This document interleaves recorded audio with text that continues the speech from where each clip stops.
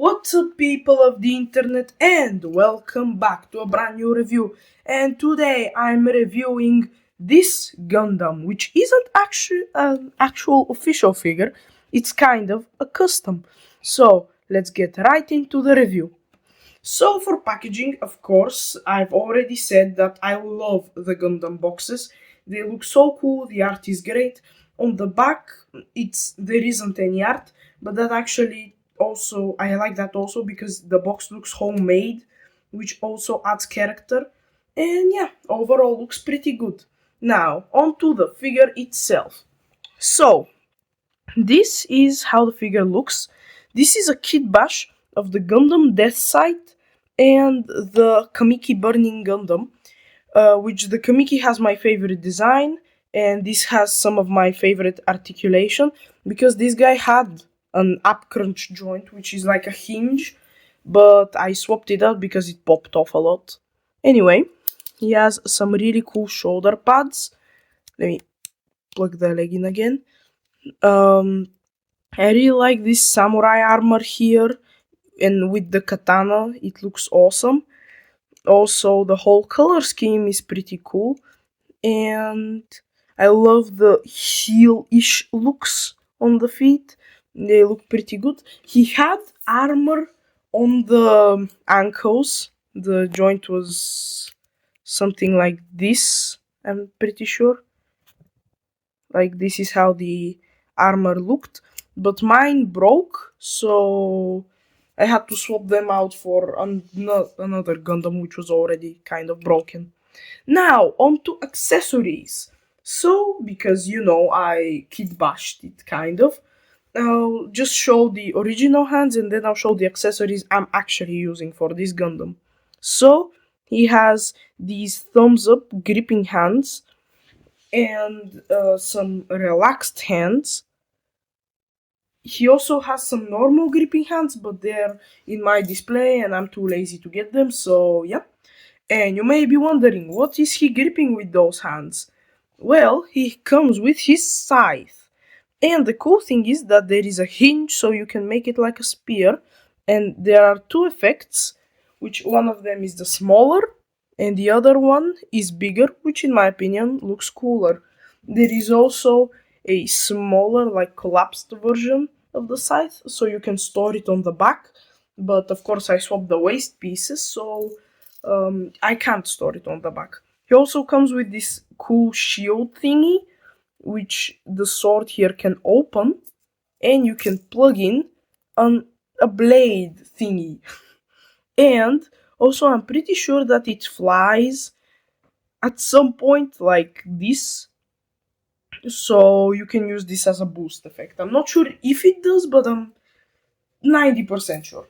Anyway, for this figure, what I'm actually using is, of course, the sheath and the sword of the Kamiki Burning Gundam, and the hands of the Kamiki Burning Gundam, because these are the best Gundam hands I own. They got most of them hinges, and they're really expressive, especially the open hands. Now, on to articulation. So, the head looks up not that much, but that's with every Gundam. Even though there is a lot of articulation, it's just that there is armor that's hindering it.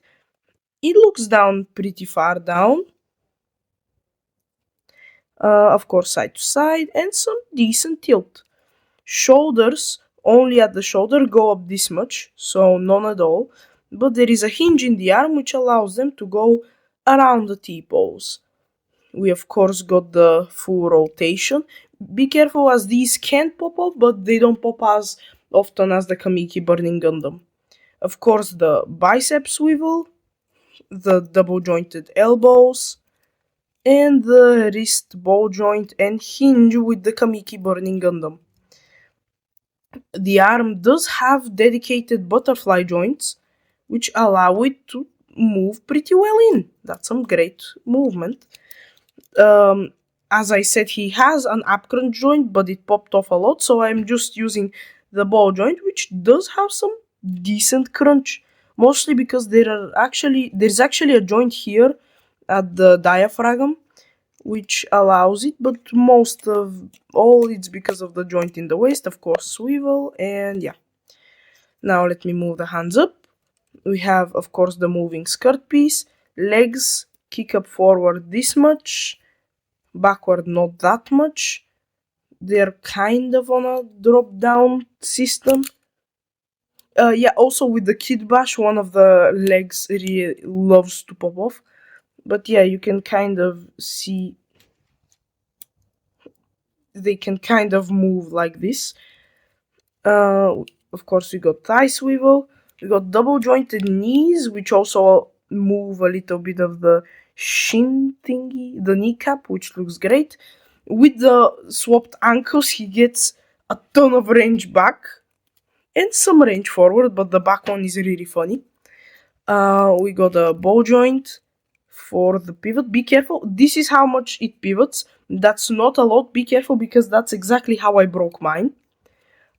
He actually has toe joints, which don't work really well, but they still do. They actually work better down, which is kind of funny. But yeah, he's pretty poseable.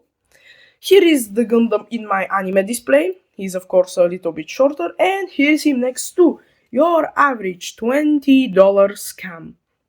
So overall, I really like this Gundam. On my Instagram, I actually even posted him twice, and I really love the kit bashing I did. He's really fun to mess around with, has a nice samurai aesthetic, and yeah, he's overall pretty good.